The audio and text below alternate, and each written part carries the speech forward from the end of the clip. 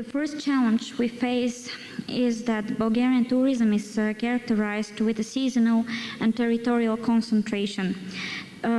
Tourism in Bulgaria is dominated by the ski resorts in the seaside municipalities, a limited number of internationally recognized ski resorts and spa resorts, and the two municipalities of the largest cities, Sofia and Plovdiv, with developed business and cultural tourism. About 90% of the tourism development is concentrated in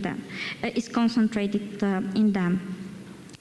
Even the data for the summer of the previous year show a continued development of the sea tourism with 7.2% compared to the same period to the 2005.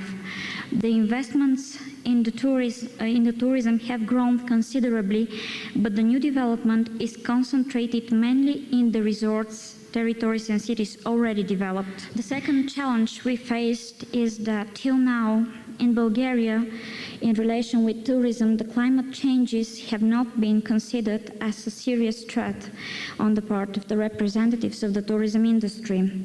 The climate changes in Bulgaria will probably have a different effect on the development of tourism and the different types of tourism also, because the relief of the country varies from 0 to 2,925 meters above the sea level, and the territory falls into several climate zones.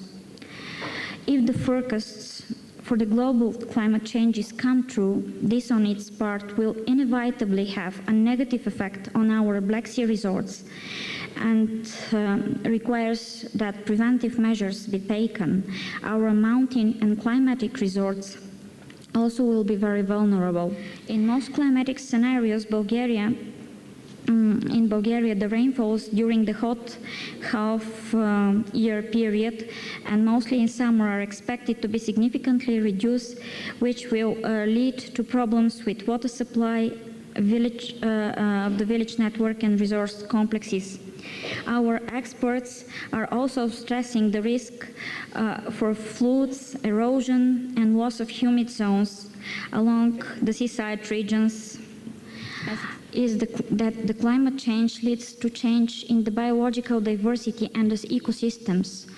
Bulgaria is characterized with exceptional biological diversity, which we consider to be the most valuable resource for the diversification of the Bulgarian tourist product.